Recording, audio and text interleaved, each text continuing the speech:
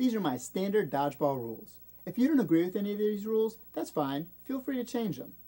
How I set the stage for dodgeball is I'll split the group up into two teams, and I'll put one team against one wall and one team against another wall. Now be sure that these teams are even. Don't put a lot of your harder throwers on one team and a lot of weaker throwers on another. And that should go without saying. If a player in the dodgeball game gets hit with a ball before it hits the ground, that player is out. If a player throws a dodgeball and someone in the other team catches the ball before it hits the ground, the thrower is out. If a player crosses the half-court line that separates the two teams, they are out. Now here's where I give them a little bit of leeway. Say that there's a ball just over the half-court line that they can reach without touching the other side of the floor, I'll let them do it. But if they touch the floor on the other side, they're out.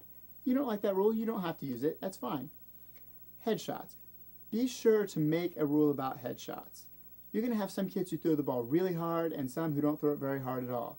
So make sure that you're protecting the younger kids from the ones who are just going to gun the ball. If a player gets hit in the head, the person who threw it is out.